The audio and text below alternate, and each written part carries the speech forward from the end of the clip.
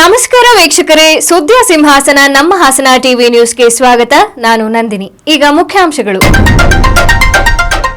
ಹೊಳೆನರಸೀಪುರ ಲೈಂಗಿಕ ದೌರ್ಜನ್ಯ ಪ್ರಕರಣದಲ್ಲಿ ಮಾಜಿ ಸಚಿವ ಎಚ್.ಡಿ. ರೇವಣ್ಣಗೆ ಷರತ್ತುಬದ್ಧ ಜಾಮೀನು ನೀಡಿದ ನ್ಯಾಯಾಲಯ. ಪೆನ್ ಡ್ರೈವ್ ವೈರಲ್ ಪ್ರಕರಣ ಪೊಲೀಸ್ ಕಸ್ಟಡಿ ಅಂತ್ಯ, ಮತ್ತೆ ಜೈಲು ಸೇರಿದ ವಕೀಲ ದೇವರಾಜೇಗೌಡ. ಸಾಮಾಜಿಕ ಮಾಧ್ಯಮದಲ್ಲಿ ಅಹಿಂದ ವರ್ಗದ ವಿರುದ್ಧ ಸಭ್ಯ ಪೋಸ್ಟ್, ಬಿಜೆಪಿ ಕಾರ್ಯಕರ್ತನ ವಿರುದ್ಧ ಕಾನೂನು ಕ್ರಮಕ್ಕೆ ಕಾಂಗ್ರೆಸ್ ಮುಖಂಡ ಬನವಾಸಿ ರಂಗಸ್ವಾಮಿ ಒತ್ತಾಯ. ಹೊಳೆನರಸೀಪುರದ ಮಹಿಳೆ ಮೇಲೆ ನಡೆದಿದೆ ಎನ್ನಲಾದ ಲೈಂಗಿಕ ದೌರ್ಜನ್ಯ ಪ್ರಕರಣದಲ್ಲಿ ಮಾಜಿ ಸಚಿವ ಎಚ್.ಡಿ. ರೇವಣ್ಣ ಅವರಿಗೆ ನ್ಯಾಯಾಲಯದ ಷರತ್ತುಬದ್ಧ ಜಾಮೀನು ನೀಡಿದೆ. ಕಾಯ್ದಿರಿಸಿದ ತೀರ್ಪನ್ನು ಸೋಮವಾರ ಪ್ರಕಟಿಸಿದ ಬೆಂಗಳೂರು 42ನೇ ಎಸಿಎಂಎಂ ನ್ಯಾಯಾಲಯ ನ್ಯಾಯಮೂರ್ತಿ ಜಯಪ್ರೀತ್ ಅವರು 5 ಲಕ್ಷ ಬಾಂಡ್ ಹಾಗೂ ಒಬ್ಬರ ಶ್ಯೂರಿಟಿ ಒದಗಿಸುವಂತೆ ಸೂಚಿಸಿ ಜಾಮೀನು ಮಂಜೂರು ಮಾಡಿತು. ಈಗಾಗಲೇ ರೇವಣ್ಣ ಅವರಿಗೆ ಮೈಸೂರು ಜಿಲ್ಲೆ ಕೆಆರ್ ನಗರ ತಾಲೂಕಿನಲ್ಲಿ ಮಹಿಳೆ ಅಪಹರಣ ಮತ್ತು ದೌರ್ಜನ್ಯ ಎಸಗಿದ ಪ್ರಕರಣದಲ್ಲಿ ನ್ಯಾಯಾಲಯ ಜಾಮೀನು ಮಂಜೂರು ಮಾಡಿತು. ಇದೀಗ 2 ಪ್ರಕರಣಗಳಲ್ಲಿ ರೇವಣ್ಣಗೆ ನ್ಯಾಯಾಲಯದಲ್ಲಿ ಜಾಮೀನು ಮಂಜೂರು ಮಾಡಿರುವ ಕಾರಣ ಸದ್ಯ ಅವರು ಪೊಲೀಸ್ ಬಂಧನದಿಂದ ಮುಕ್ತರಾಗಿದ್ದಾರೆ. ಕಳೆದ ಶುಕ್ರವಾರ ರೇವಣ್ಣ ಪರ ವಾದ ಮಂಡಿಸಿದ ಹಿರಿಯ ವಕೀಲ ನಾಗೇಶ್ ರವರು ತಮ್ಮ ಕಕ್ಷಿದಾರರ ಮೇಲೆ ಪೊಲೀಸರು ದಾಖಲಿಸಿರುವ ಪ್ರಕರಣಗಳಲ್ಲಿ ಎಲ್ಲವೂ ಜಾಮೀನು ನೀಡುವಂತಹ ಪ್ರಕರಣಗಳಾಗಿವೆ. ಅವರು ತನಿಖೆಗೆ ಸಹಕಾರ ನೀಡುತ್ತಿದ್ದು ಎಲ್ಲಿಯೂ ವಿಚಾರಣೆಗೆ ಗೈರು ಹಾಜರಾಗಿಲ್ಲ ಅಂತ ಸಮರ್ಥಿಸಿಕೊಂಡರು. ಪೆನ್ ಡ್ರೈವ್ ವೈರಲ್ ಪ್ರಕರಣದಲ್ಲಿ ವಕೀಲ ದೇವರಾಜೇಗೌಡ ಪೊಲೀಸ್ ಕಸ್ಟಡಿಗೆ ಇಂದು ಅಂತ್ಯವಾದ ಹಿನ್ನೆಲೆಯಲ್ಲಿ ಎಸ್ಐಟಿ ಅವರನ್ನು ನ್ಯಾಯಾಲಯಕ್ಕೆ ಹಾಜರುಪಡಿಸಿತು. ಭಾರೀ ಭದ್ರತೆಯಲ್ಲಿ ದೇವರಾಜೇಗೌಡರನ್ನ ಕೋರ್ಟ್ಗೆ ಕರೆತಂದಿದ್ದ ಎಸ್ಐಟಿ ತಂಡ ಹಾಸನದ 5ನೇ ಅಧಿಕ ಸಿವಿಲ್ ನ್ಯಾಯಾಲಯದ ಎದುರು ಹಾಜರುಪಡಿಸಿತು. ಅವರನ್ನ ಹೆಚ್ಚಿನ ವಿಚಾರಣೆಗಾಗಿ ಕಸ್ಟಡಿಗೆ ಕೇಳಲಿಲ್ಲ. ಹೀಗಾಗಿ ಅತ್ಯಾಚಾರ ಪ್ರಕರಣದಲ್ಲಿ ಮೇ 24ರವರೆಗೆ ನ್ಯಾಯಾಂಗ ಬಂಧನಕ್ಕೆ ಒಳಗಾಗಿರುವ ಅವರನ್ನ ಜಿಲ್ಲಾ ಕಾರಾಗೃಹಕ್ಕೆ ಬಿಡಲಾಯಿತು. ಎಸ್ಐಟಿ ವಶಕ್ಕೆ ಪಡೆಯುವಾಗ ಸುದ್ದಿಗಾರರೊಂದಿಗೆ ಸ್ಫೋಟಕ ವಿಷಯಗಳನ್ನು ಮಾತನಾಡಿ ಸಂಚಲನ ಸೃಷ್ಟಿಸಿದ ದೇವರಾಜೇಗೌಡ ಅವರ ಭದ್ರತೆಗೆ ಪೊಲೀಸರು ಹೆಚ್ಚು ಜಾಗೃತಿ ವಹಿಸಿದ್ದರು. ಅವರು ನ್ಯಾಯಾಲಯದೊಳಗೆ ಹೋಗುವಾಗ, ವೈದ್ಯಕೀಯ ಪರೀಕ್ಷೆಗೆ ಒಳಪಟ್ಟಾಗ ಹಾಗೂ ಜೈಲಿಗೆ ಹೋಗುವಾಗ ಮಾಧ್ಯಮದವರ ಸಂಪರ್ಕಕ್ಕೆ ಬಾರದಂತೆ ಪೊಲೀಸ್ ತಂಡ ಸುತ್ತುವರೆದಿತ್ತು. ಹಿಂದುಳಿದ ವರ್ಗಗಳ ಬಗ್ಗೆ ಜಾಲತಾಣದಲ್ಲಿ ಪೋಸ್ಟ್ ಹಾಕಿಕೊಂಡಿರುವ ಬಿಜೆಪಿ ಪಕ್ಷದ ನಾಗೇಶ್ ಎಂಬುವವನನ್ನು ಕೂಡಲೇ ಬಂಧಿಸಿ ಕಠಿಣ ಶಿಕ್ಷೆ ವಿಧಿಸುವಂತೆ ಕಾಂಗ್ರೆಸ್ ಮುಖಂಡರಾದ ಬನವಾಸಿ ರಂಗಸ್ವಾಮಿ ಅವರು ಆಗ್ರಹಿಸಿ ಎಸ್ಪಿ ಅವರಲ್ಲಿ ಮನವಿ ಮಾಡಿದರು. ಮಾಧ್ಯಮದೊಂದಿಗೆ ಮಾತನಾಡಿದ ಅವರು, ಕಿಡಿಗೇಡಿ ಬಿಜೆಪಿ ಕಾರ್ಯಕರ್ತನೋರ್ವ ಮುಸ್ಲಿಂ, ಕ್ರಿಶ್ಚಿಯನ್ ಹಾಗೂ ಅಲ್ಪಸಂಖ್ಯಾತರು ಸೇರಿ ಕಾಂಗ್ರೆಸ್ಗೆ ಸಹಕಾರ ಕೊಡ್ತಿದ್ದಾರೆ. ದೇಶದ್ರೋಹಿಗಳು ಎಂದು ಜಾಲತಾಣಗಳಲ್ಲಿ ಪೋಸ್ಟರ್ ಹಾಕಲಾಗಿದ್ದು, ಕೂಡಲೇ ಆತನನ್ನ ಈ ಕ್ಷಣದಲ್ಲಿ ಬಂಧಿಸಿ ಶಿಕ್ಷೆ ಕೊಡಬೇಕೆಂದು ಮನವಿ ಮಾಡಿದ್ದೇವೆ. ಕಠಿಣ ಶಿಕ್ಷೆ ಏನಾದರೂ ಕೊಡದಿದ್ರೆ ಕಾಂಗ್ರೆಸ್ ಪಕ್ಷದ ವತಿಯಿಂದ ಬೀದಿಗಿಳಿದು ಉಗ್ರವಾದ ಹೋರಾಟ ಮಾಡಬೇಕಾಗುತ್ತದೆ ಅಂತ ಎಚ್ಚರಿಸಿದ್ರು. ದೇಶದಲ್ಲಿರುವ ಎಲ್ಲರೂ ಕೂಡ ಅಣ್ಣ ತಮ್ಮಂದಿರಂತೆ ಹಿಂದೂ, ಮುಸ್ಲಿಂ, ಕ್ರಿಶ್ಚಿಯನ್ ಬಾಳಿ ಬದುಕುತ್ತಿದ್ದೇವೆ. ಆದ್ರೆ ಇದಕ್ಕೆ ಉಳಿ ಹಿಂಡುವ ಕೆಲಸ ಬಿಜೆಪಿಯ ಕೆಲ ಚೇಲಗಳು ಮಾಡ್ತಿದ್ದಾರೆ. ಕೂಡಲೇ ನಾಗೇಶ್ ಎನ್ನುವ ವ್ಯಕ್ತಿಯನ್ನ ಗಡಿಪಾರು ಮಾಡಿ ಶಿಕ್ಷೆ ವಿಧಿಸುವಂತೆ ಆಗ್ರಹಪಡಿಸಿದ್ರು. ಈ ಕಾರ್ಯಕರ್ತ ಒಬ್ಬ ಕಿಡಿಗೇಡಿ ಇದ್ದಾನೆ. ಮುಸಲ್ಮಾನರು ಮತ್ತೆ ಕ್ರಿಶ್ಚಿಯನ್ ಎಲ್ಲರೂ ಕೂಡ ಅಲ್ಪಸಂಖ್ಯಾತರು ಸೇರಿ ಕಾಂಗ್ರೆಸ್ಸಿಗೆ ಸಪೋರ್ಟ್ ಮಾಡ್ತಾ ಇದ್ದಾರೆ. ಇವರು ದೇಶದ್ರೋಹಿಗಳು ಅಂತ ಹೇಳಿ ಪೋಸ್ಟ್ ಹಾಕೊಂಡಿದ್ದಾನೆ. ದಯಮಾಡಿ ಇವಾಗ ಬಂಧಿಸಿದ್ದಾರೆ ಅಂತ ಕೇಳಿದ್ದೀವಿ. ಅವನಿಗೆ ಬಂಧಿಸೋದಲ್ಲದೆ ಅವನಿಗೆ ಶಿಕ್ಷೆಯನ್ನ ಕೊಡಬೇಕಾಗಿ ನಾವು ಮನವಿಯನ್ನ ಮಾಡ್ತಾ ಇದ್ದೇವೆ. ಕಠಿಣ ಶಿಕ್ಷೆ ಕೊಡ್ಲಿಲ್ಲ ಅಂತ ಹೇಳಿದ್ರೆ ನಾವು ಬೀದಿಗಿಳಿದು ಉಗ್ರವಾದಂತ ಹೋರಾಟವನ್ನ ಮಾಡ್ತೀವಿ. ಯಾಕೆಂತ ಹೇಳಿದ್ರೆ ಈ ದೇಶ ಎಲ್ಲರೂ ಕೂಡ ಅಂತಂದಿರ್ತಾರ ಬಾಳಿ ಬದುಕ್ತಾ ಇದೀವಿ. ಹಿಂದೂ, ಮುಸಲ್ಮಾನ್, ಕ್ರಿಶ್ಚಿಯನ್ರು ಸಹೋದರತ್ವದಿಂದ ನಾವೆಲ್ಲ ಬಾಳ್ತಾ ಇದೀವಿ. ಇದಕ್ಕೆ ಉಳಿ ಹಿಂಡೋ ಕೆಲಸವನ್ನ ಮಾಡ್ತಾ ಇದ್ದಾರೆ ಈ ಬಿಜೆಪಿ ಒಂದು ಸ್ವಲ್ಪ ಚೇಲಗಳು. ಕೆಲವೊಂದ್ ಕಡೆ ಇವನ್ನ ಗಡಿಪಾರು ಮಾಡ್ಬೇಕು. ಇವನ್ನ ಯಾರೋ ಮಾಡಿದ್ದಾನೆ, ಪೋಸ್ಟ್ ಹಾಕೊಂಡಿದ್ದಾನೆ. ನಾಗೇಶ್ ಅನ್ನ ಗಡಿಪಾರು ಮಾಡಬೇಕು. ಅದಲ್ಲದೆ ಅವನಿಗೆ ಶಿಕ್ಷೆ ಕೊಡ್ಬೇಕಂತೇಳಿ ನಾವು ಆಗ್ರಹ ಮಾಡ್ತಾ ಇದ್ದೇವೆ.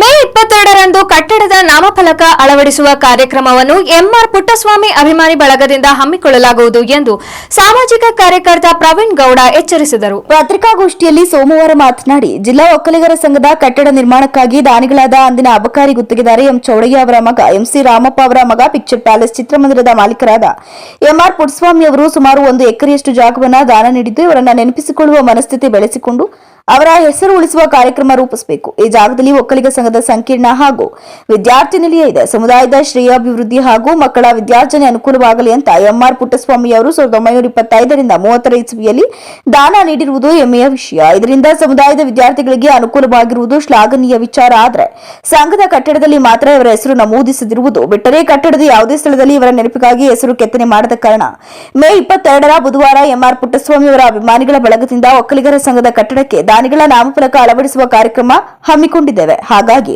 ಕಾರ್ಯಕ್ರಮಕ್ಕೆ ಒಕ್ಕಲಿಗ ಸಮುದಾಯದ ಮುಖಂಡರು, ಎಂಆರ್ ಪುಟ್ಟಸ್ವಾಮಿ ಅಭಿಮಾನಿಗಳು ಹಾಗೂ ಈ ಕಟ್ಟಡದಲ್ಲಿ ವಿದ್ಯಾಕಲಿತ ವಿದ್ಯಾರ್ಥಿಗಳು ಹೆಚ್ಚಿನ ಸಂಖ್ಯೆಯಲ್ಲಿ ಆಗಮಿಸುವಂತೆ ಮನವಿ ಮಾಡುತ್ತೇವೆ ಅಂತ ಹೇಳಿದರು. ಇವರು ದಲಿತರಿಗೆ ಶೋಷಣೆ ಆಗ್ತೈತೆ ಅಂತ ಹೇಳಿ ಮಾತು ಕೇಳಿ ಬಂದಾಗ ಗೌರ್ಮೆಂಟ್ ಶಾಲೆ ಕಟ್ಟಿಸ್ಕೊಟ್ರು ಅರಸೀಕೆರೆಯಲ್ಲಿ. ಅದನ್ನು ಕೂಡ ಇವತ್ತು ಅವ್ರ ಕುಟುಂಬದವ್ರು ಹೇಳ್ಕೊಂಡಿಲ್ಲ. ಇವತ್ತು ನಾವು ಅಭಿಮಾನಿ ಬಳಗವನ್ನ ಕಟ್ಟಿದೀವಿ. ಹಾಸನದಲ್ಲಿ ಪುರ್ಸಾಮಯ್ಯ ಅವರ ಪಿಕ್ಚರ್ ಪ್ಯಾಲೇಸ್ ಮಾಲೀಕರಾದಂತ ಪುರ್ಸಾಮಯ್ಯ ಚೌಡಯ್ಯನವರ ಅಭಿಮಾನಿಗ ಸಂಘ ಕಟ್ಟಿ ಇದೇ ಬುಧವಾರ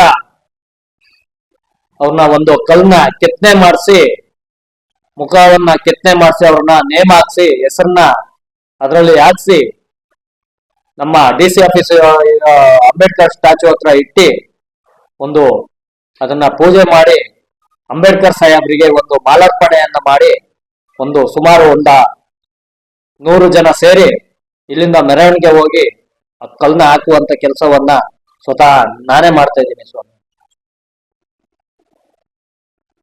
ನಾನ್ ಕೇಳಿದ್ದು ಬರೀ ಆ ಕಲ್ನ. ದೇವರಾಜೇಗೌಡರವರು ಪೊಲೀಸ್ ಕಸ್ಟಡಿಯಲ್ಲಿದ್ದ ಸಂದರ್ಭದಲ್ಲಿ ನ್ಯಾಯಾಲಯದ ಅನುಮತಿ ಇಲ್ಲದೆ ಉಪಮುಖ್ಯಮಂತ್ರಿ ಡಿಕೆ ಶಿವಕುಮಾರ್ ವಿರುದ್ಧ ಸುಳ್ಳು ಹೇಳಿಕೆ ನೀಡಿರುವ ಬಗ್ಗೆ ಕ್ರಮ ಕೈಗೊಂಡು ತನಿಖೆ ಕೈಗೊಳ್ಳುವಂತೆ ಜಿಲ್ಲಾ ಕಾಂಗ್ರೆಸ್ ಪಕ್ಷದಿಂದ ಜಿಲ್ಲಾ ಪೊಲೀಸ್ ವರಿಷ್ಠಾಧಿಕಾರಿ ಮೊಹಮ್ಮದ್ ಸುಜೀತ್ ಅವರಿಗೆ ಮನವಿ ಸಲ್ಲಿಸಿದರು.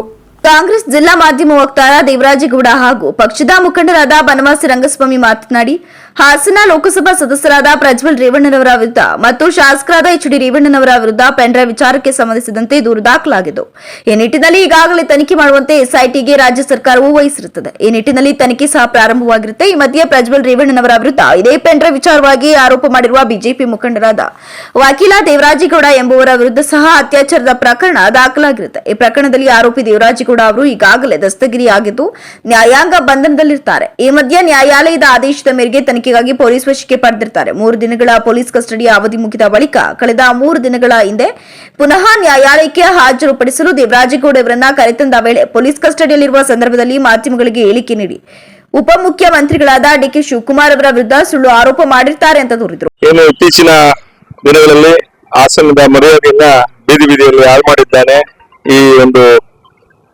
ದೇವರಾಜೇಗೌಡ. ಅವನ ವರ್ತನೆನೇ ಅನುಮಾನಾಸ್ಪದವಾಗಿದೆ. ದಿನಕ್ಕೊಂದು ಹೇಳಿಕೆ ಕೊಡುವಂಥದ್ದು, ಬಾಯಿಗೆ ಬಂದಾಗ ಮಾತಾಡುವಂಥದ್ದು. ಎಲ್ಲೋ ಒಂದ್ ಕಡೆ ಹಾಸನದ ಇಡೀ ಮರ್ಯಾದೆಯನ್ನ ಕಳೆದಿರುವಂತ ಏಕೈಕ ವ್ಯಕ್ತಿ ಅಂತ ಹೇಳಿದ್ರೆ ದೇವರಾಜೇಗೌಡ. ಹಾಗಾಗಿ ಎಲ್ಲೋ ಒಂದ್ ಕಡೆ ನಾನೇನ್ ಮಾತನಾಡ್ತಾ ಇದ್ದೀನಿ ಅನ್ನೋ ಒಂದು ಪ್ರಜ್ಞೆ ಕೂಡ ಆತನಿಗಿಲ್ಲ. ಎಲ್ಲೋ ಒಂದ್ ಕಡೆ ಅವನ್ನ ಫಸ್ಟ್ ನಿಮಾನ್ಸಿಗೆ ಸೇರಿಸಿ ಅಲ್ಲಿ ಸರಿಯಾದ ಚಿಕಿತ್ಸೆ ಕೊಡಿಸಿ ಅವನಿಗೆ ಸರಿಯಾದ ತನಿಖೆ ಮಾಡಿದ್ರೆ ಎಲ್ಲಾ ಸತ್ಯಾಸತ್ಯತೆಗಳು ಬಯಲಿಗೆ ಬರ್ತದೆ ಅಂತೇಳಿ ನನ್ನ ಇಚ್ಛೆ. ಮೊನ್ನೆ ದಿಢೀರ್ನೆ ನಮ್ಮ ಏನು SP ಇದ್ದಾರೆ, ಅವತ್ತು ಪೊಲೀಸ್ ವ್ಯಾನಲ್ಲಿ ಕರ್ಕೊಂಡು ಹೋಗ್ತಾ ಇದ್ದಾರೆ. ಕರ್ಕೊಂಡು ಹೋಗುವಾಗ ಭದ್ರತೆ ಅನ್ನೋದು ಆಗಿರ್ಬೇಕು. ಒಬ್ಬ ಆರೋಪಿ ಸ್ಥಾನದಲ್ಲಿರೋರಿಗೆ ಅವನು ಮೀಡಿಯಾದಲ್ಲಿ ಮಾತಾಡೋದು ಬಿಟ್ಟರೆ ಯಾರು, ಈ ಇದರಿಂದ ಯಾರಿದ್ದಾರೆ, ಇವೆಲ್ಲವೂ ಕೂಡ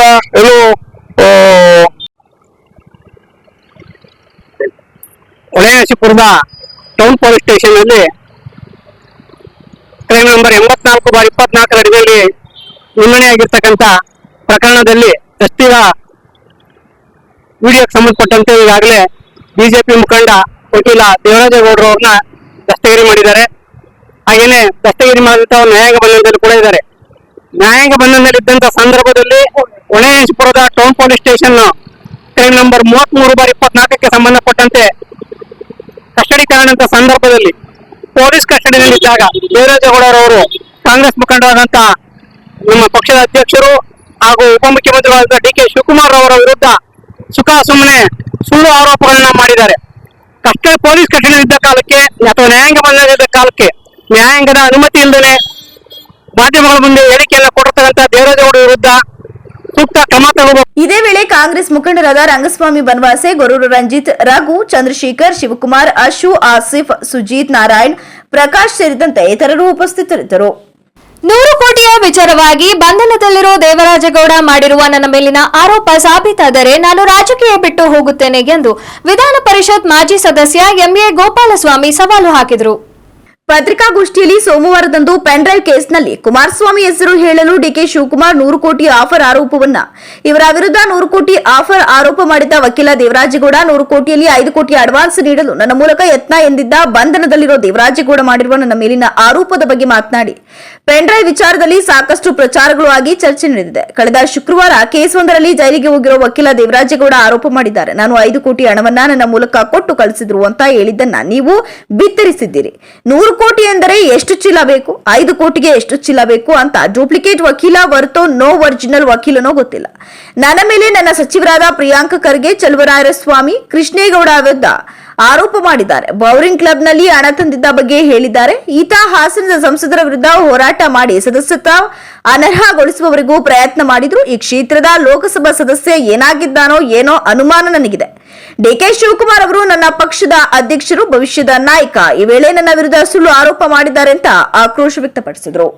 ಅವ್ರು ಕೊಟ್ಟಾಗ ಅವ್ರು ಅಂತಾರೆ ಸಿದ್ದರಾಮಯ್ಯ ಅಂತ ತೀರಾ ಇದು ಇಲ್ಲ. ಯಾರು ಕೊಟ್ಟಿಗೆ ಮಾತಾಡೋದು ಮಾತ್ರ ನಮ್ಮ ದೇಶಕ್ಕೆ ಎಲ್ಲರೂ ನಮ್ಮರ ಅವ್ರು ಶಿವರಾಮೇಗೌಡ ಇಲ್ಲ ನಮಗ್ ಮಾಹಿತಿ ಇಲ್ಲ. ಬಟ್ ಅವ್ರು ಮಾತಾಡಿದಂಗೆ ಏನಿಲ್ಲ. ಯಾರು ಕೊಟ್ಟಿಗೆ ಮಾಡ್ತಾರೆ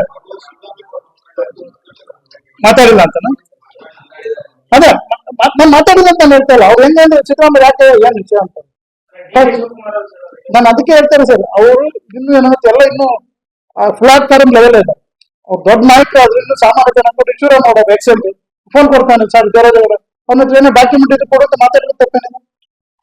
ಎವಿಡೆನ್ಸ್ ಇದು ಕೊಡ ನೀನು ಎಸ್ ಐ ಹೇಳಿದ್ರೆ ತಪ್ಪೇನಿದೆ. ಕುಮಾರಣ್ಣ ಹೇಳಕ್ಕಾಗ್ತಾನೆ ಲೈಂಗಿಕ ಮಾಡೋದು ತಪ್ಪಿಲ್ಲ ಅಂತ ಸ್ಟೇಟ್ಮೆಂಟ್ ಮಾಡ್ತಾರೆ ಕುಮಾರಸ್ವಾಮಿ ಒಬ್ಬ ದೇವರಾಜೇಗೌಡ ಮೇಲೆ. ಇದಕ್ಕಿಂತ ಯಾವ ನ್ಯಾಯ ನಾನೇ ಮಾಧ್ಯಮದಲ್ಲಿ ನೋಡಿ ಎಲ್ಲಾರು ಇಬ್ಬರ ತಪ್ಪೇನಿದೆ. ಡಿ ಕೆ ಶಿವಕುಮಾರ್ ಮಾತಾಡಿದ್ರೆ ಬಟ್ ಅವ್ರು ಸ್ವಲ್ಪ ಯೋಚನೆ ಮಾಡೋದು ಆ ಹಂತದ ನಮ್ಮಂತವ್ರು ಮಾತಾಡ್ರಿ. ನಾವು ಮಾತಾಡಿಲ್ಲ ಅಂತ ಹೇಳ್ತೇವೆ. ಅದೇ ನಾನು ಹೇಳಿದೆ ನಿಮ್ಗೆ ಯಾಕೆ ನಮ್ಮ ಪಕ್ಷದ ಕರ್ಕೊಂಡು ನಿಮ್ಗೆ ಹೆಂಗ ನೀನ್ ಊಟ ಮಾಡ್ಬಿಟ್ಟು ಅಂತ ಕೇಳಿದ್ದೀನಿ. ನೀವು ಇಷ್ಟು ದಿವಸ ನಾವು ಹಾಸನದಲ್ಲಿ ನಿಮ್ಗೆ ಸತ್ಯ ಹೋಯ್ತು ಬಿಜೆಪಿ ಕಾಂಗ್ರೆಸ್ ಅಲಯನ್ಸ್ ಅಲ್ಲಿ ಇಂಡೈರೆಕ್ಟ್ ನಾವು ಯಾವತ್ತೂ ಹೇಳಿದ್ವಿ. ಹೆಂಗಾದ್ರೆ ಅಂದ್ರೆ ಮುಖಂಡರುಗಳು ಕಾರ್ಯಕರ್ತರು ಚುನಾವಣೆ ಆಗಿದೆ. ನಾನು 4ನೇ ತಾರೀಕು ಅಂದ್ರೆ ಯಾರ್ಯಾರು ಮಾಡ್ಯಾರ ಅಂತ ಹೇಳ್ತೀನಿ. ಆಮೇಲೆ ಇನ್ನೂ ಒಬ್ಬ ಮಾಜಿ ಶಾಸಕರು ಹೇಳ್ತಾರೆ ಈ ಹಾಸನವರು 1.5 ಲಕ್ಷ ಜನದಲ್ಲಿ ಐತೆ ವಾಟ್ಸಾಪ್ ಅಲ್ಲಿ ಎಲ್ಲ ಏನ್ ಮಾಡಕ್ಕಾಗುತ್ತೆ 2 ನಾವು ಅಷ್ಟು ಮಾಡ್ತೀರಾ ಅಂತ ನಿಮ್ಮಂದಲೇ ಹೇಳ್ತಾರೆ. 15 ಲಕ್ಷ ನೋಡಿ ಅಣ್ಣ ಒಂದ್ ಸಲ ಸೇರಿಸ್ತಾರೆ. ಇಷ್ಟಿದ್ರೆ ನಾವು ಏನ್ ಮಾಡೋದು? ಇನ್ನು ಯಾಕೆ ಪೆಂಡ್ರೈವ್ ಕುಮಾರಸ್ವಾಮಿ ಇಟ್ಕೊಂಡೆ ಒಂದ್ 10 ಸತಿ ತೋರ್ಸಾರೆ. 2024-25ನೇ ಸಾಲಿನಲ್ಲಿ ಬಿಕಾಂ ಪದವಿ ಮಾಡಲು ಬಯಸುವ ವಿದ್ಯಾರ್ಥಿಗಳಿಗೆ ಅಪ್ರೆಂಟಿಸ್ಶಿಪ್ ಎಂಬಾಡೆಡ್ ಡಿಗ್ರಿ ಪ್ರೋಗ್ರಾಂ ಎಂಬ ನೂತನ ಕೋರ್ಸ್ ಅನ್ನು ಪ್ರಾರಂಭಿಸಲು ಮುಂದಾಗಿದೆ ಎಂದು ಮಹಿಳಾ ಸರ್ಕಾರಿ ಪ್ರಥಮ ದರ್ಜೆ ಕಾಲೇಜಿನ ಪ್ರಾಂಶುಪಾಲರಾದ ಡಾ ಕೆಜಿ ಕವಿತಾ ತಿಳಿಸಿದರು. ಪತ್ರಿಕಾಗೋಷ್ಠಿಯಲ್ಲಿ ಕಾಲೇಜು ಪ್ರಾಂಶುಪಾಲರಾದ ಕೆಜಿ ಕವಿತಾ ಮತ್ತು ವಾಣಿಜ್ಯ ಶಾಸ್ತ್ರದ ಮುಖ್ಯಸ್ಥರಾದ ರಾಜಶೇಖರ್ ಜಿಜಿ ಸೋಮವಾರ ಮಾತನಾಡಿ, ಈ ಹೊಸ ಕೋರ್ಸು ಈಗಾಗಲೇ ತೆಲಂಗಾಣ ಮತ್ತು ಮಹಾರಾಷ್ಟ್ರ ರಾಜ್ಯಗಳಲ್ಲಿ ಚಾಲ್ತಿಯಲ್ಲಿದ್ದು ನಮ್ಮ ಕರ್ನಾಟಕದಲ್ಲಿ ಪ್ರಥಮ ಬಾರಿಗೆ ಗದಗ, ಧಾರವಾಡ, ಹಾವೇರಿ, ಮೈಸೂರು ಮತ್ತು ಹಾಸನ 6 ಜಿಲ್ಲೆಗಳಲ್ಲಿ ಈ ಕೋರ್ಸ್ ಅನ್ನು ಪ್ರಾರಂಭಿಸಲು ಅನುಮತಿ ನೀಡಿದೆ. ಅದರಲ್ಲಿ ನಮ್ಮ ಕಾಲೇಜು ಕೂಡ ಒಂದಾಗಿದೆ. ಈ ಕೋರ್ಸ್ 3 ವರ್ಷದ ಪದವಿಯಾಗಿದ್ದು ಪ್ರಥಮ ಮತ್ತು ದ್ವಿತೀಯ ವರ್ಷ ಕಾಲೇಜಿನಲ್ಲಿ ವ್ಯಾಸಂಗ ಮಾಡಿದರೆ ಮತ್ತು ಅಂತಿಮ ವರ್ಷ ಖಾಸಗಿ ಕಂಪನಿಯಲ್ಲಿ ತರಬೇತಿಯನ್ನ ಪಡೆದುಕೊಳ್ಳಲಿದ್ದಾರೆ. ತರಬೇತಿ ಅವಧಿಯಲ್ಲಿ 7,000 ರೂಪಾಯಿನಿಂದ 10,000ಗಳವರೆಗೆ ಸ್ಟೈಫಂಡ್ ಅನ್ನ ನೀಡುತ್ತಾರೆ. ಈ ನೂತನ ಕೋರ್ಸ್ಗೆ 1 ವರ್ಷದಲ್ಲಿ 60 ವಿದ್ಯಾರ್ಥಿಗಳಿಗೆ ಮಾತ್ರ ಕಲಿಯಲು ಅವಕಾಶ ಸಿಗಲಿದೆ ಅಂತ ಹೇಳಿದರು. ಮೇ 30ರ ಗುರುವಾರದಂದು ಮಹಿಳಾ ಸರ್ಕಾರಿ ಪ್ರಥಮ ದರ್ಜೆ ಕಾಲೇಜು ಆವರಣದಲ್ಲಿ ಬೃಹತ್ ಉದ್ಯೋಗ ಮೇಳವನ್ನ ಹಮ್ಮಿಕೊಳ್ಳಲಾಗಿದ್ದು ವಿವಿಧ ಕಂಪನಿಗಳು ಈ ಉದ್ಯೋಗ ಮೇಳದಲ್ಲಿ ಭಾಗವಹಿಸಲಿದೆ. ನಮ್ಮ ಕಾಲೇಜಿನ ವಿದ್ಯಾರ್ಥಿಗಳು ಇದರ ಸದುಪಯೋಗ ಪಡೆದುಕೊಳ್ಳುವಂತೆ ಮನವಿಯನ್ನ ಮಾಡಿದರು.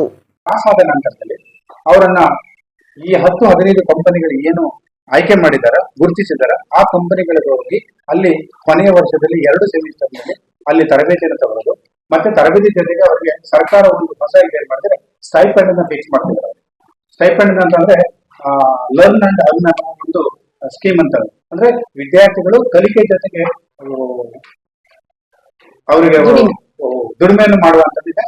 ಅದು 7,000ರಿಂದ 10,000 ರೂಪಾಯಿನ ಸ್ಟೈಪೆಂಡ್ ಜೊತೆಗೆ ಈ ಒಂದು ಕೊನೆಯ ವರ್ಷದಲ್ಲಿ ಅವರು ಪೂರೈಸಿದ ನಂತರದಲ್ಲಿ ವಿಶ್ವವಿದ್ಯಾಲಯ ಹೇಗೆ ಮಾನದಂಡಗಳನ್ನ ಇಟ್ಟುಕೊಂಡು ಅವರಿಗೆ ಅಂಕಗಳನ್ನು ಕೊಟ್ಟು ತೇರ್ಗಡೆಗೊಳಿಸ್ತಾರೋ ಈ 2 ವರ್ಷ ಮತ್ತೆ ಆ ತರಬೇತಿಯ ಮಾನದಂಡದ ಆಧಾರದ ಮೇಲೆ ಅವ್ರನ್ನ ತೇರ್ಗಡೆಗೊಳಿಸ್ತಾರೆ. ತೇರ್ಗಡೆಗೊಳಿಸಿದ್ರೆ ಅವರಿಗೆ ಪದವಿಯ ಪ್ರಮಾಣ ಪತ್ರ ಸಿಗುತ್ತೆ.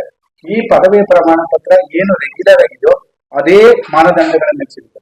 ಅವರು ಆ 3 ವರ್ಷ ಆದ್ಮೇಲೆ ಅದೇ ಕಂಪನಿಗಳಲ್ಲಿ ಸ್ಟೈಪೆಂಡ್ ಅನ್ನು ತಗೊಂಡು ಉದ್ಯೋಗವನ್ನ ಮುಂದುವರಿಸಬಹುದು. ಅಲ್ಲಿ ಒಂದು ಸಂಬಳವನ್ನು ಫಿಕ್ಸ್ ಮಾಡ್ತಾರೆ. ಅದು ಬೇಡವಾ? ಅದನ್ನ ಬಿಟ್ಟು ಬೇಕಾದ್ರೆ ಬೇರೆ ಕಂಪನಿಗಳಿಗೂ ಹೋಗ್ಬೋದು, ಸರ್ಕಾರಿ ಉದ್ಯೋಗಕ್ಕೆ ಹೋಗ್ಬೋದು ಅಥವಾ ಖಾಸಗಿ ಉದ್ಯೋಗ ಹೋಗ್ಬೋದು. ಅಥವಾ ಅವರೇನಾದ್ರೆ ಈಗ ಏನು ಪ್ರಸ್ತುತದಲ್ಲಿ ಬಿಕಾಂ ವಿದ್ಯಾರ್ಥಿಗಳು ಬಿಕಾಂ ಮುಗಿಸಿದ ನಂತರ ಎಂ.ಕಾಂ ಇರ್ಬೋದು, MBA ಇರ್ಬೋದು, CA ಇರ್ಬೋದು, ಈ ತರದ ಉನ್ನತ ವ್ಯಾಸಂಗ ಮಾಡ್ಲಿಕ್ಕೂ ಕೂಡ ಸರ್ಕಾರದಿಂದ ಅನುಮತಿ ಇದೆ, ವಿಶ್ವವಿದ್ಯಾಲಯದ ಅನುಮತಿ ಇದೆ. ಹಾಗಾಗಿ ಇದು ಹೊಸ ವಿನೂತನ ಇದಾಗಿರೋದ್ರಿಂದ ಕೆಲವು ಟೈಮ್ ಏನಾಗಿದೆ ಅಂದ್ರೆ ಈಗ ವಿದ್ಯಾರ್ಥಿಗಳು ನಮ್ಮ ಕಾಲೇಜಲ್ಲಿ ಈಗಾಗಲೇ ಬಿಕಾಮಿಗೆ 220ಕ್ಕಿಂತ ಅರ್ಜಿಗಳನ್ನ ಸಲ್ಲಿಸಿದ್ದಾರೆ. ಈಗ ನಾವೇನ್ ಮಾಡ್ತೇವೆ, ರೆಗ್ಯುಲರ್ ಬಿಕಾಮ್ ಏನಿದೆ ಅದನ್ನ ಆಯ್ಕೆ ಮಾಡ್ತೇವೆ. ಅದ್ರ ಜೊತೆಗೆ ಈ ವಿದ್ಯಾರ್ಥಿಗಳನ್ನ ಆಯ್ಕೆ ಮಾಡ್ಬೇಕಂದ್ರೆ ಕೆಲವು ಟೈಮ್ ಗೊಂದಲ ಆಗ್ಬಹುದು. ಯಾಕೆಂತಂದ್ರೆ ಇದೇನು ಹೊಸದಾಗಿ ಬಂದಿದೆ, ನಮ್ಗೆ ಇದರಿಂದ ಅನುಕೂಲ ಆಗ್ತದಿಲ್ವಾ ಅನ್ನೋ ಆ ನಿಟ್ಟಿನಲ್ಲಿ ಇದನ್ನು ಸಾರ್ವಜನಿಕವಾಗಿ ವಿದ್ಯಾರ್ಥಿಗಳಿಗೆ ತಲುಪಬೇಕು, ಎಲ್ಲರಿಗೂ ತಲುಪಬೇಕು ಅನ್ನೋ ಒಂದು ಉದ್ದೇಶದಿಂದ ನಾವು ಇವತ್ತು ಈ ಒಂದು ಪ್ರೆಸ್ ಮೀಟ್ 25ನೇ ಸಾಲಿನಿಂದ ಬಿಕಾಂ ಒಂದು ಕೋರ್ಸಿಗೆ ರಿಟೇಲ್ ಆಪರೇಷನ್ಸ್ ಅಂತ ಅನ್ನುವಂತಹ ಒಂದು ಹೊಸ ಜಾಬ್ ಓರಿಯೆಂಟೆಡ್ ಕೋರ್ಸ್ ಅನ್ನ ಪ್ರಾರಂಭ ಮಾಡಿದೆ. ಅದ್ರ ಬಗ್ಗೆ ಒಂದಿಷ್ಟು ಮಾಹಿತಿಗಳನ್ನ ಸಾರ್ವಜನಿಕವಾಗಿ ಮತ್ತು ವಿದ್ಯಾರ್ಥಿಗಳಿಗೆ ಕೊಡಬೇಕಾಗಿತ್ತು. ಆ ಕಾರಣಕ್ಕೆ ನಾವಿಲ್ಲಿ ಇವತ್ತು ನಿಮ್ಮ ಜೊತೆಯಲ್ಲಿದ್ದೀವಿ. ಅದ್ರ ಬಗ್ಗೆ ಸಂಪೂರ್ಣವಾಗಿರೋ ಮಾಹಿತಿಯನ್ನ ನಮ್ಮ ಬಿಕಾಂ ವಾಣಿಜ್ಯಶಾಸ್ತ್ರ ವಿಭಾಗದ ಮುಖ್ಯಸ್ಥರಾಗಿರುವಂತಹ GG ರಾಜಶೇಖರ್ ಸರ್ ಅವರು ಈಗ ನಿಮಗೆ ಈಗಾಗಲೇ ರೆಗ್ಯುಲರ್ ಕೋರ್ಸ್ಗಳಿದ್ದಾವೆ. ಆದ್ರೆ ಈ ವರ್ಷ 24-25ರಿಂದ ಕರ್ನಾಟಕದಾದ್ಯಂತ 6 ಕಾಲೇಜುಗಳಿಗೆ ಹೊಸ ಕೋರ್ಸ್ಗಳನ್ನ ಶುರು ಮಾಡಿರುವುದರ ಜೊತೆಗೆ ಇನ್ನೊಂದು ತರಗತಿಗೆ ಹೆಚ್ಚುಗಟ್ಟಲೆಯಾಗಿ ಜಾಬ್ ಓರಿಯೆಂಟೆಡ್ ಕೋರ್ಸ್ ಅನ್ನ ಕೊಡ್ತಾ ಇದ್ದಾರೆ.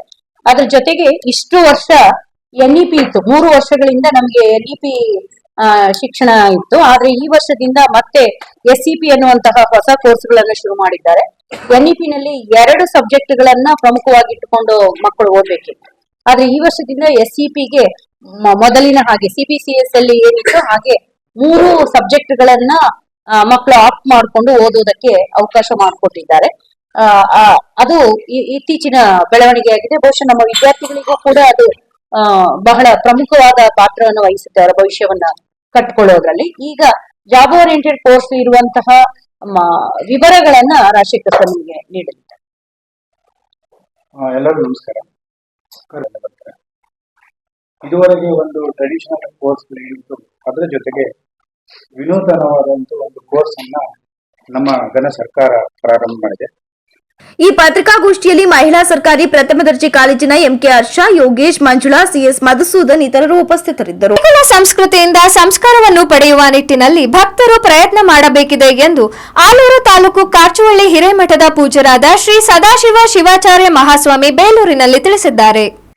ಬೇಲೂರು ತಾಲೂಕು ಬಿಕ್ಕೋಡಿನ ಮುಚ್ಚಿನಮನೆ ಗ್ರಾಮದಲ್ಲಿ ನೂತನವಾಗಿ ನಿರ್ಮಿಸಿರುವ ಶ್ರೀ ಶಿವಲಿಂಗೇಶ್ವರ ಸ್ವಾಮಿ ದೇವಾಲಯ ಪ್ರವೇಶ ಹಾಗೂ ಶಿಲಾವಿಗ್ರಹ ಪ್ರತಿಷ್ಠಾಪನಾ ಮಹೋತ್ಸವವನ್ನು ಉದ್ದೇಶಿಸಿ ಮಾತನಾಡಿದ ಅವರು, ಇತ್ತೀಚಿನ ದಿನಗಳಲ್ಲಿ ದೇಗುಲ ಕಟ್ಟಿಸಿ ಉದ್ಘಾಟನೆ ನಡೆಸಿ ಕೈ ತೊಳೆದುಕೊಳ್ಳುವ ಜನರೇ ಹೆಚ್ಚು. ನೂತನ ದೇಗುಲ ಉದ್ಘಾಟನೆಯಾದ ಬಳಿಕ ಕನಿಷ್ಠ ದಿನನಿತ್ಯ ಪೂಜೆ, ಭಜನೆ ಹಾಗೂ ಪ್ರವಚನ ಏರ್ಪಡಿಸುವ ಮೂಲಕ ನಮ್ಮ ಮುಂದಿನ ಪೀಳಿಗೆಗೆ ಸಂಸ್ಕಾರವನ್ನು ಕಲಿಸುವ ಕೆಲಸ ಮಾಡಬೇಕು. ದೇವರನ್ನ ಕಾಣಲು ಗುರುವಿನ ಪಾತ್ರ ಹಿರಿದು. ಈ ನಿಟ್ಟಿನಲ್ಲಿ ಭಕ್ತರು ಗುರು ಹಿರಿಯರ ಬಗ್ಗೆ ಗೌರವಾಭಿಮಾನವನ್ನ ಬೆಳೆಸಿಕೊಂಡು ಉತ್ತಮ ಮಾರ್ಗದಲ್ಲಿ ಬದುಕು ಸಾಗಿಸಬೇಕು ಅಂತ ಅಭಿಪ್ರಾಯ ವ್ಯಕ್ತಪಡಿಸಿದರು. ಮಲ್ಲಿಕಾರ್ಜುನ ಜ್ಯೋತಿರ್ಲಿಂಗವನ್ನ ದರ್ಶನವನ್ನ ಮಾಡೋದ್ರಿಂದ ಪುನರ್ಜನ್ಮ ಅಂತಕ್ಕಂಥದ್ದು ಪ್ರಾಪ್ತಿ ಆಗೋದಿಲ್ಲ ಅಂತಕ್ಕಂಥ ಮಾತನ್ನ ಹೇಳ್ಕೊ ಬರ್ತಾರೆ. ಅಂತಹ ಪವಿತ್ರ ಕಲಶದ ಸಂಸ್ಥಾಪನೆ, ಪ್ರಾಣ ಪ್ರತಿಷ್ಠಾಪನಾ ಅಧಿಕಾರಿಗಳು, ಒಳ್ಳೆಯ ಪುರೋಹಿತರ ಮಾರ್ಗದರ್ಶನದಲ್ಲಿ ನಿಮ್ಮೆಲ್ಲರ ಸಹಕಾರದಿಂದ ಪೂಜ್ಯರ ಸಾನ್ನಿಧ್ಯದಲ್ಲಿ ಕಾರ್ಯಕ್ರಮಗಳು ಸಾಂಗಮಂಗವಾಗಿ ಸಾಗಿಕೊಂಡು ಬಂದಿರವೆ ಅಂತಕ್ಕಂಥ ಮಾತನ್ನ ಈ ಸಂದರ್ಭದಲ್ಲಿ ಹೇಳಿ, ದೇವಸ್ಥಾನ ಯಾವುದೇ ಆಗ್ಲಿ ಕೂಡ ಉದ್ಘಾಟನೆ ಮಾಡಿದ ನಂತರದಲ್ಲೂ ಕೂಡ ಅದಕ್ಕೆ ನೀವು ಮಹತ್ವವನ್ನು ಕೊಟ್ಟಿದ್ದೇ ಆದ್ರೆ ಆ ಕ್ಷೇತ್ರದಲ್ಲಿ ಶಕ್ತಿ ಅನ್ನೋದು ಜಾಗೃತಗೊಳ್ಳುತ್ತದೆ, ಸಮ್ಮಿಲಿತಗೊಳ್ಳುತ್ತದೆ ಅಂತ ಹೇಳ್ತಾರೆ. ಒಂದ್ ಕಡೆ ಹೇಳ್ತಾರೆ, ಅರ್ಚಕಸ್ಯ ಪ್ರಭಾವೇನ ಶಿಲಾ ಭವತಿ ಶಂಕರ ಅಂತ ಹೇಳಿ. ಯಾರು ಆ ಪೂಜೆಯನ್ನ ಮಾಡ್ತಾರೆ, ಆ ಪೂಜೆ ಮಾಡ್ತಕ್ಕಂಥ ಬೇಲೂರು ಶಾಸಕ HK ಸುರೇಶ್ ಮಾತನಾಡಿ, ಭಾರತ ಗುರು ಸಂಸ್ಕೃತಿಯ ನಾಡು. ಈ ಕಾರಣದಿಂದ ಇಡೀ ವಿಶ್ವದಲ್ಲಿ ಭಾರತ ಗುರುಸ್ಥಾನಕ್ಕೆ ಹೇರಿದೆ. ಪ್ರತಿ ಗ್ರಾಮಗಳಲ್ಲಿ ನೂತನ ದೇಗುಲಗಳು ನಿರ್ಮಾಣವಾಗುತ್ತಿರುವುದು ನಿಜಕ್ಕೂ ಸಂತೋಷ ತಂದಿದೆ. ದೇವರ ದಯೆಯಿಂದ ಈ ಬಾರಿ ಕ್ಷೇತ್ರದಲ್ಲಿ ಉತ್ತಮ ಮಳೆ ಬರುತ್ತಿರುವುದರಿಂದ ರೈತರ ಮೊಗದಲ್ಲಿ ಮಂದಹಾಸ ಮೂಡಿದೆ ಅಂತ ನುಡಿದ್ರು. ನಮ್ಮ ಮಾರ್ಗದರ್ಶಕರು ಮತ್ತೆ ಇವತ್ತೇನಾದ್ರೂ ನಾನು ಈ ಸ್ಟೇಜ್ ಅಲ್ಲಿ ನಿಂತು ಮಾತಾಡ್ಲಿಕ್ಕೆ ಅನುವು ಮಾಡಿಕೊಟ್ಟಿದ್ದಾರೆ ಅಂದ್ರೆ ಬಹುಶಃ ನಮ್ಮ ಸ್ವಾಮೀಜಿಯವರು ಅಂತಕ್ಕಂಥದ್ದನ್ನ ನಾನು ಈ ಸಂದರ್ಭದಲ್ಲಿ ಹೇಳಬೇಕಾಗಿದೆ. ನಾನು ನನ್ನ ಶಿಕ್ಷಣವನ್ನು ಪಡೆದಿದ್ದು ಕೋಡಿಮಠದ ಕಾಲೇಜಲ್ಲಿ. ಪ್ರಥಮವಾಗಿ ನಾನೊಬ್ಬ ಹಳ್ಳಿಯಲ್ಲಿ, ಅಲ್ಲೇ ಕೋಡಿಮಠದ ಪಕ್ಕದಲ್ಲಿ, ಬಾಗೇಶ್ವರದ ಪಕ್ಕದಲ್ಲಿ ಇದ್ದಂತ ಹಳ್ಳಿನಲ್ಲಿ ಹುಟ್ಟಿದವನು. ಈ ವೇಳೆ ಮಾಜಿ ಶಾಸಕ ಕೆಎಸ್ ಲಿಂಗೇಶ್, ಅರಸೀಕೆರೆ ತಾಲೂಕು ಕೋಡಿಮಠ ಮಹಾಸಂಸ್ಥಾನ ಹಾರನಹಳ್ಳಿ ಮಠದ ಪರಮ ಪೂಜ್ಯ ಶ್ರೀ ಡಾಕ್ಟರ್ ಶಿವಾನಂದ ಶಿವಯೋಗಿ ರಾಜೇಂದ್ರ ಮಹಾಸ್ವಾಮಿ, ಶ್ರೀ ವಿರೂಪಾಕ್ಷಲಿಂಗ ಶಿವಾಚಾರ್ಯ ಸ್ವಾಮಿ, ಗ್ರಾಮ ಪಂಚಾಯತ್ ಅಧ್ಯಕ್ಷ ಮೋಹನ್ ಕುಮಾರ್, ಪ್ರದೀಪ್, ಕಾಫಿ ಬೆಳೆಗಾರರ ಸಂಘದ ಅಧ್ಯಕ್ಷ ಅದ್ದೂರಿ ಕುಮಾರ್, ಶಿವಕುಮಾರ್, ನಿರಂಜನ್, ಯಶವಂತ್, ತೇಜಕುಮಾರ್, ಶಂಕರ್, ಪ್ರವೀಣ್ ಸೇರಿದಂತೆ ಹಲವರು ಉಪಸ್ಥಿತರಿದ್ದರು. ಮನೆಮನೆಯಲ್ಲಿ ಶ್ರೀ ಶಂಕರ ತತ್ವ ಪ್ರಸಾರ ಪ್ರತಿಷ್ಠಾನದ ವತಿಯಿಂದ ಜಗದ್ಗುರು ಶ್ರೀ ಶಂಕರ ಭಗವತ್ಪಾದರ ಜಯಂತಿ 2024ರ ಅಂಗವಾಗಿ ಜಗದ್ಗುರು ಶ್ರೀ ಶಂಕರಾಚಾರ್ಯರ ಭಾವಮೂರ್ತಿಯ ಭವ್ಯ ಉತ್ಸವವು ವೈಭವೋಪೇತವಾಗಿ ಸಂಪನ್ನಗೊಂಡಿತು. ಜಿಟಿ ಮಳೆಯಲ್ಲಿ ಮಧ್ಯಾಹ್ನ ಉತ್ಸವವು ಹಾಸನ ನಗರದ ಉತ್ತರ ಬಡಾವಣೆಯ ಮನೆಮನೆಯಲ್ಲಿ ಶ್ರೀ ಶಂಕರ ಸ್ಥಳದಿಂದ ಪ್ರಾರಂಭವಾಗಿ ಅರಳಿಕಟ್ಟೆ ವೃತ್ತ, ಸಹ್ಯಾದ್ರಿ ಸರ್ಕಲ್ ಹೀಗೆ ಉತ್ತರ ಬಡಾವಣೆಯ ಪ್ರಮುಖ ರಸ್ತೆಗಳಲ್ಲಿ ಮೆರವಣಿಗೆ ಸಂಚರಿಸಿ ನಂತರ ಸ್ವಸ್ಥಾನ ಸೇರಿತು. ನೂರಾರು ಸಂಖ್ಯೆಯಲ್ಲಿ ಸೇರಿದ್ದ ಗುರುಬಂಧುಗಳು ಉತ್ಸವದಲ್ಲಿ ಚಂಡೆ ಮದ್ದಳೆಯ ವಾದನಕ್ಕೆ ಯುವಕರು ಸೇರಿದಂತೆ ಮಾತಿಯರು ಸಹ ಕುಣಿದು ಜಗದ್ಗುರುಗಳಿಗೆ ಜೈಕಾರ ಹಾಕುವ ಮೂಲಕ ತಮ್ಮ ಭಕ್ತಿ ಉತ್ಸವವನ್ನು ವ್ಯಕ್ತಪಡಿಸಿದರು. ಶೃಂಗೇರಿ ಶ್ರೀ ಶಂಕರ ಮಠ ಹಾಸನದ ಧರ್ಮಾಧಿಕಾರಿ ಶ್ರೀ ಶ್ರೀಕಂಠಯ್ಯನವರ ಉತ್ಸವದಲ್ಲಿ ಆಗಮಿಸಿದ ಎಲ್ಲರಿಗೂ ಬಾದಾಮಿ ಹಾಲು ನೀಡಿದರು. ಭಕ್ತಾದಿಗಳು ರಸ್ತೆಯನ್ನು ರಂಗೋಲಿಯಿಂದ ಸಿಂಗರಿಸಿ ಪೂಜೆ ಮಾಡಿಸುವ ಮೂಲಕ ಜಗದ್ಗುರುಗಳ ಕೃಪೆಗೆ ಪಾತ್ರರಾದರು. ಈ ಉತ್ಸವದಲ್ಲಿ ಮನೆಮನೆಯಲ್ಲಿ ಶ್ರೀ ಶಂಕರ ಪ್ರತಿಷ್ಠಾನದ ಅಧ್ಯಕ್ಷರಾದ ಎಚ್ಎಸ್ ಬಾಲಸುಬ್ರಹ್ಮಣ್ಯ ಪ್ರಸಾದ್, ಕಾರ್ಯದರ್ಶಿಗಳಾದ ಗುರುಮೂರ್ತಿ, ಉಪಾಧ್ಯಕ್ಷರಾದ ರಂಜಿನಿ ಮಂಜುನಾಥ್, ಟ್ರಸ್ಟಿಗಳಾದ ಅಡ್ವೊಕೇಟ್ ಮಂಜುನಾಥ್ ಮೂರ್ತಿ, ಟಿಎಚ್ ಚಂದ್ರಶೇಖರ್, ಅಡಿಗೆ ನಾಗರಾಜ್, ಪಟ್ಟಾಭಿ ರಾಮಸ್ವಾಮಿ, ಸುಧೀಂದ್ರ ಭವಾನಿ, ಬಾಲಕೃಷ್ಣ, ಚಂದ್ರಶೇಖರ್ ಸೇರಿದಂತೆ ಇನ್ನಿತರ ಟ್ರಸ್ಟಿಗಳು, ನೂರಾರು ಗುರುಬಾಂಧವರು ಹಾಗೂ ಸಾರ್ವಜನಿಕರು ಉಪಸ್ಥಿತರಿದ್ದರು. ಪ್ರಜ್ವಲ್ ರೇವಣ್ಣ ವಿರುದ್ಧ ಲೈಂಗಿಕ ದೌರ್ಜನ್ಯ ಪೆನ್ಡ್ರೈವ್ ಪ್ರಕರಣಕ್ಕೆ ಸಂಬಂಧಿಸಿದಂತೆ ಹಿರಿಯ ವಕೀಲ ಪ್ರೊಫೆಸರ್ ರವಿವರ್ಮ ಕುಮಾರ್ ಅವರನ್ನು ನೇಮಿಸಿ ರಾಜ್ಯ ಸರ್ಕಾರ ಆದೇಶ ಹೊರಡಿಸಿದೆ. ಸಿಐಡಿಆರ್ ನಗರಹೊಳೆ ನರಸೀಪುರದಲ್ಲಿ ಪ್ರಜ್ವಲ್ ವಿರುದ್ಧ ಎಫ್ಐಆರ್ ದಾಖಲಾಗಿವೆ. ಪ್ರಕರಣ ಸಂಬಂಧ ಈವರೆಗೆ ಎಸ್ಪಿಪಿ ಆಗಿ ಮೂವರನ್ನ ಸರ್ಕಾರ ನೇಮಿಸಿತ್ತು. ಇದೀಗ ಹೈಕೋರ್ಟ್ನಲ್ಲಿ ವಾದಿಸಲೆಂದೇ ಹಿರಿಯ ವಕೀಲ ಪ್ರೊಫೆಸರ್ ರವಿವರ್ಮ ಕುಮಾರ್ ನೇಮಕ ಮಾಡಿ ಆದೇಶ ಹೊರಡಿಸಿದೆ. ಪ್ರಕರಣಗಳಲ್ಲಿ ಪ್ರಜ್ವಲ್ ರೇವಣ್ಣ ಹಾಗೂ ಎಚ್ಡಿ ರೇವಣ್ಣ ಆರೋಪಿಯಾಗಿದ್ದಾರೆ. ಸಂತ್ರಸ್ತ ಮಹಿಳೆ ಕಿಡ್ನಾಪ್ ಪ್ರಕರಣದಲ್ಲಿ ನ್ಯಾಯಾಂಗ ಬಂಧನದಲ್ಲಿದ್ದ ಎಚ್ಡಿ ರೇವಣ್ಣ ಜಾಮೀನು ಪಡೆದು ಜೈಲಿನಿಂದ ಬಿಡುಗಡೆಯಾಗಿದ್ದರು. ಇನ್ನು ಪ್ರಜ್ವಲ್ ರೇವಣ್ಣ ವಿದೇಶದಲ್ಲಿದ್ದು ಪ್ರಕರಣ ಕುರಿತು ಎಸ್ಐಟಿ ತನಿಖೆ ನಡೆಸುತ್ತಿದೆ. ಕೊನೆಯಲ್ಲಿ ಮತ್ತೊಮ್ಮೆ ಮುಖ್ಯಾಂಶಗಳು. ಹೊಳೆ ನರಸೀಪುರ ಲೈಂಗಿಕ ದೌರ್ಜನ್ಯ ಪ್ರಕರಣದಲ್ಲಿ ಮಾಜಿ ಸಚಿವ ಎಚ್ಡಿ ರೇವಣ್ಣಗೆ ಷರತ್ತುಬದ್ಧ ಜಾಮೀನು ನೀಡಿದ ನ್ಯಾಯಾಲಯ. ಪೆನ್ ಡ್ರೈವ್ ವೈರಲ್ ಪ್ರಕರಣ ಪೊಲೀಸ್ ಕಸ್ಟಡಿ ಅಂತ್ಯ, ಮತ್ತೆ ಜೈಲು ಸೇರಿದ ವಕೀಲ ದೇವರಾಜೇಗೌಡ. ಸಾಮಾಜಿಕ ಮಾಧ್ಯಮದಲ್ಲಿ ಅಹಿಂದ ವರ್ಗದ ವಿರುದ್ಧ ಸಭ್ಯ ಪೋಸ್ಟ್, ಬಿಜೆಪಿ ಕಾರ್ಯಕರ್ತನ ವಿರುದ್ಧ ಕಾನೂನು ಕ್ರಮಕ್ಕೆ ಕಾಂಗ್ರೆಸ್ ಮುಖಂಡ ಬನವಾಸಿ ರಂಗಸ್ವಾಮಿ ಒತ್ತಾಯ.